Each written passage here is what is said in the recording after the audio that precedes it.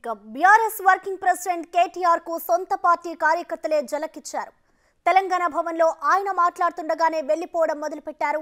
దీంతో తీవ్ర అసహనానికి ఆగ్రహానికి గురైన కేటీఆర్ ఉండేవాళ్ళు ఉండండి, వెళ్లేవాళ్ళు వెళ్ళండి అంటూ కామెంట్ చేశారు. పార్టీకి సూచనలు సలహాలు ఇస్తామంటూ 2-3 నిమిషాలు టైం ఇస్తారంటూ మరో ఆఫర్ కూడా ఇచ్చారు.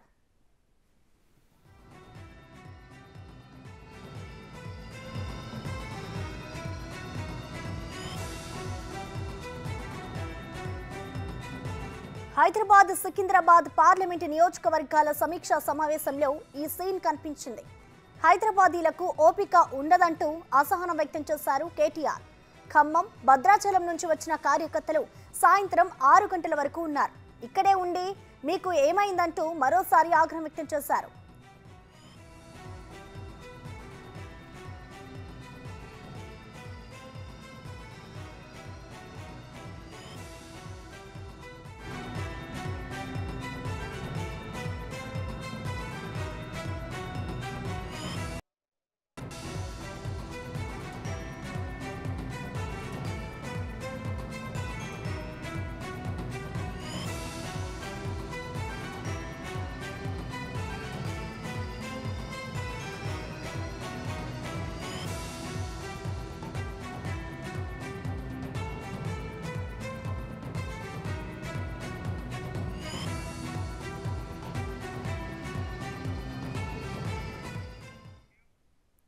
ఇదే అంశానికి సంబంధించిన మరింత సమాచారాన్ని మా ప్రతినిధి సైదులు లైవ్ ద్వారా అందిస్తారు. సైదులు చెప్పండి, అసలు కేటీఆర్ మాట్లాడుతున్న టైంలో అసలు కార్యకర్తలు ఎందుకు వెళ్ళిపోయారు? సైదులు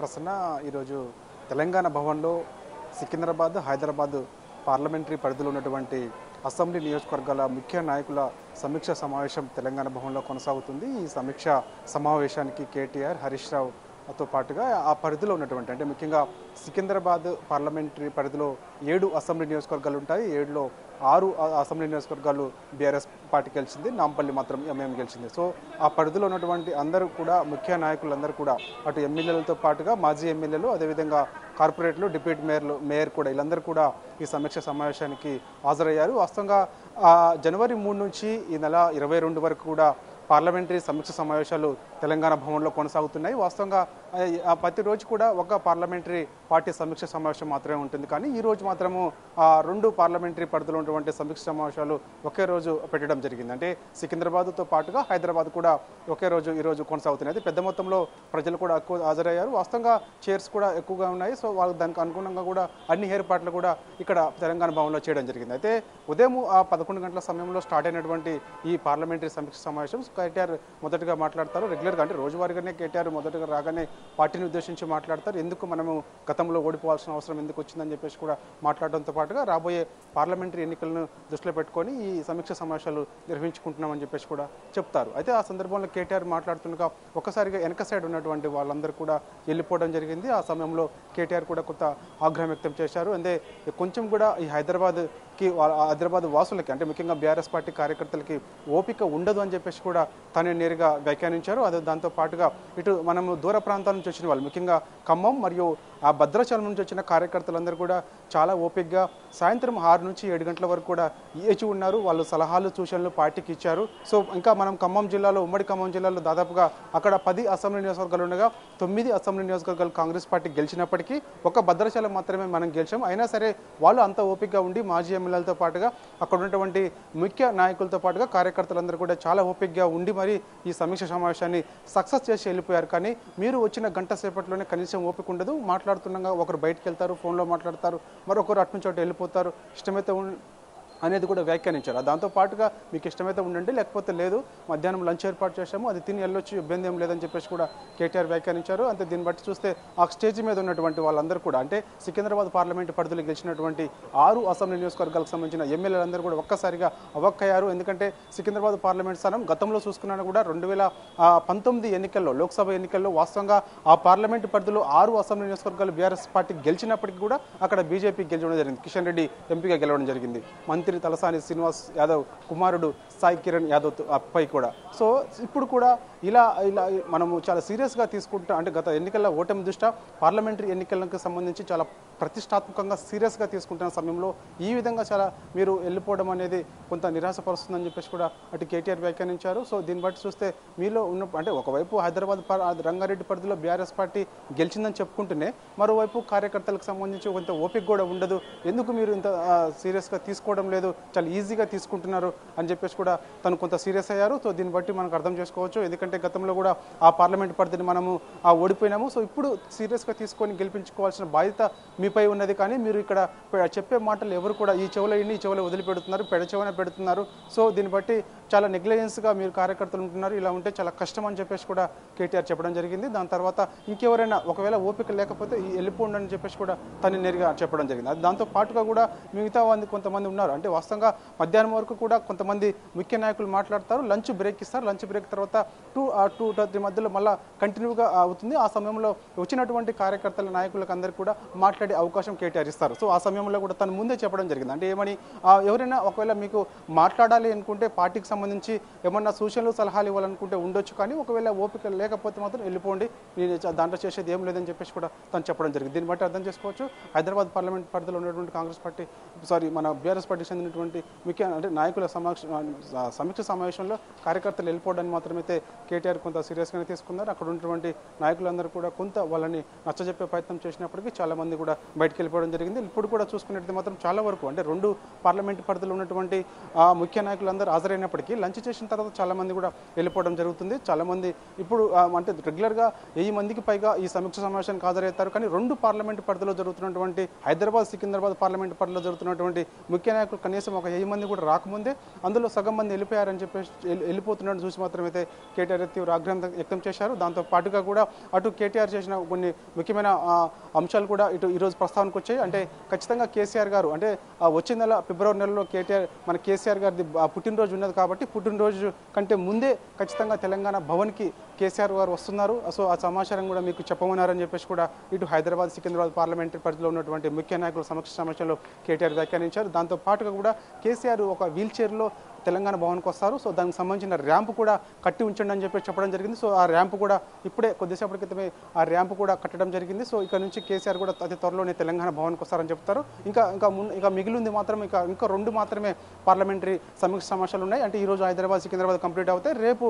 మల్కాజ్గిరి పార్లమెంటరీ సమీక్ష సమావేశం కొనసాగుతుంది. దాంతో పాటుగా ఎల్లుండి చివరి రోజు మాత్రం నల్గొండ పార్లమెంటరీ సమీక్ష సమావేశం కొనసాగుతుంది. అంటే ఈ సమీక్ష సమావేశాలు జనవరి 3 నుంచి మొదలైనటువంటి ఈ సమీక్ష సమావేశాలు ఈ నెల 22కి ముగుస్తాయి. దీని తర్వాత ఇక వరుస కార్యాచరణ అంటే జిల్లా వారీగా సమీక్షలు చేస్తారా లేకపోతే ఏంటని తెలియాల్సింది. కాకపోతే ఒక 17 లోక్సభ స్థానాలకు సంబంధించి మాత్రం 2 లోక్సభ స్థానాలు మాత్రం అభ్యర్థులను ప్రకటన చేశారు. అంటే ఒకటి కరీంనగర్ చేయడం జరిగింది, అక్కడ వినోద్ కుమార్ పోటీ చేస్తారని చెప్పేసి, చేవెళ్ళ సిట్టింగ్ ఎంపీగా ఉన్నటువంటి రంజిత్ రెడ్డి పోటీ చేస్తారని చెప్పడం జరిగింది. ఇక మిగతా ఎక్కడ 14 చోట్ల ఎక్కడ కూడా తను చెప్పలేదు. అంటే 14 చోట్ల ఎందుకు చెప్పామంటే ఒకటి హైదరాబాద్ కాబట్టి అక్కడ వాళ్ళు ఎప్పుడు కూడా పోటీ చేయరు, అక్కడ ఎంఐఎం పోటీ చేస్తుంది కాబట్టి. సో 16 మాత్రమే వాళ్ళు ఫోకస్ పెట్టడం జరిగింది. దానిలో ముఖ్యంగా మెదక్ సీట్ విషయంలో కూడా ఈసారి మనం గెలవాలి, అక్కడ ఖచ్చితంగా ఉన్న సీట్ని కాపాడుకోవాలని చెప్పేసి ప్రసన్న సైదులు ఇటు మనం చూసుకుంటే ఇప్పుడు వచ్చే పార్లమెంట్ ఎన్నికలు అనేది ఇటు బీఆర్ఎస్కి అయితే ఇది ఒక కీలకమనే చెప్పుకోవాలి.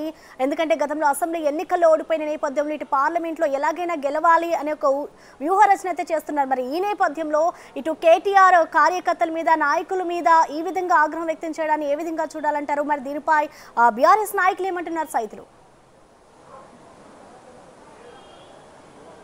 వాస్తవంగా మీరు అన్నది నిజమే. ఎందుకంటే కార్యకర్తలను వాళ్ళు వేరే పార్టీ వైపు వెళ్లకుండా వాళ్ళలో కొంత నూతన ఉత్తేజం నింపేందుకు మాత్రమే ఈ సమీక్ష కొనసాగుతున్నాయి, ఈ సమీక్ష సమావేశాలు. అయితే ఈ సమయంలో అంటే హైదరాబాద్ ఈరోజు సికింద్రాబాద్ పార్లమెంట్ పరిధిలో ఉన్నటువంటి నాయకులందరూ కూడా అలా వెళ్ళిపోవడానికి మాత్రం కొంత సీరియస్గా తీసుకున్నప్పటికీ ఒకవైపు ఇటు నాయకులు అంటే ఉన్నటువంటి ఆ పరిధిలో ఉన్నటువంటి ఎమ్మెల్యేలందరూ కూడా వాళ్ళు కేటీఆర్కి ఏదో చెవులా చెప్పినట్టు కూడా మనకు సమాచారం ఉంటుందంటే అంటే కొంత ఏదో బయటికి అంటే ఇక్కడ సరి కొంత అంటే ఒకవైపు ఏమో సీట్స్ అన్నీ కూడా వాళ్ళందరికీ ఎంతమంది అయితే వస్తారో అంతమందికి సరిపోయే సీట్స్ ఏర్పాటు చేసినప్పటికీ కూడా చాలామంది వెళ్ళిపోయారని చెప్పేసి కేటీఆర్ చెప్తున్నారు. కానీ మరోవైపు మాత్రం వాళ్ళు కొంచెం పని నుండి బయటకు వెళ్ళిపోవడం జరిగిందని చెప్పేసి ఇటు తలసాని శ్రీనివాస్ యాదవ్ కానీ, అదేవిధంగా జూబ్లీహిల్స్ ఎమ్మెల్యే మాగంటి గోపీనాథ్ కానీ, అదేవిధంగా సికింద్రాబాద్ ఎమ్మెల్యే అయినటువంటి పద్మారావు గౌడ్ కానీ వీళ్ళందరూ కూడా కొంత కేసీఆర్కి నచ్చే ప్రయత్నం చేశారు. కానీ ఏదేమైనప్పటికీ కూడా వాస్తవంగా కార్యకర్తని కొంత ఈ సమయంలో కొంత వాళ్ళని సలహాలు సూచనలు తీసుకోవడంతో పాటుగా వాళ్ళని కొంత నూతన ఉద్దేశం చెప్పి వాళ్ళలో ఉన్నటువంటి నిరాశ ఏదైతే ఉందో గత ఎన్నిక ఓటమి నిరాశ ఏదైతే ఉందో దాన్ని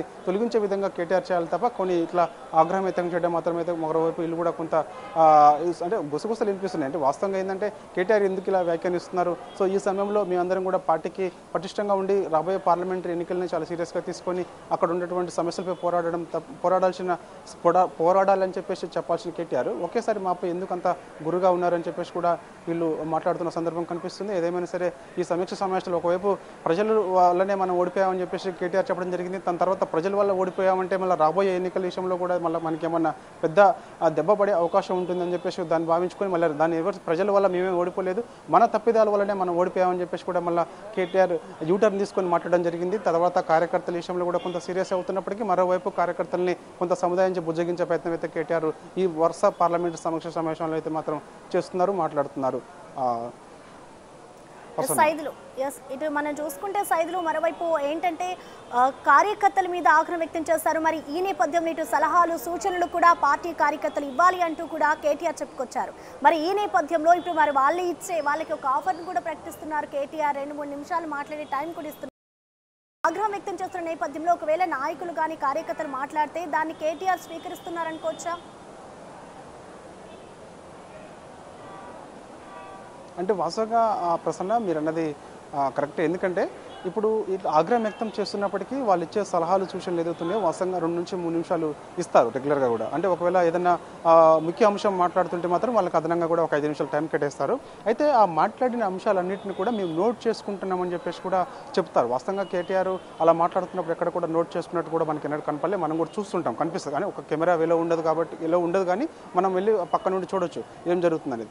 ఎప్పుడు కూడా అటు కార్యకర్తలు మాట్లాడుతుందని కేటీఆర్ ఎక్కడ కూడా నోట్ చేసుకోలేదు. కాకపోతే హరీష్ రావు మాత్రం కొన్ని పాయింట్స్ మాత్రం నోట్ చేసుకుంటారు. వాటన్నిటిని కూడా మేము ఆ కేసీఆర్ దృష్టికి తీసుకెళ్తాము అని చెప్పేసి కూడా చెప్తారు. అదే దాంతో పాటుగా ఇలా ఆగ్రహం వ్యక్తం చేస్తున్న ఒక్కోసారి మాట్లాడుతున్న సందర్భంలో కొన్ని తప్పిదాల వల్ల చెందామని చెప్పేసి కూడా చెప్తున్న కార్యకర్తలు ఎవరైతే ఉంటారో, అంటే గతంలో కూడా ఇటు ఎమ్మెల్యేలకి కార్యకర్తల మధ్య సమన్వయం లోపం చాలా మందికి ఉన్నది.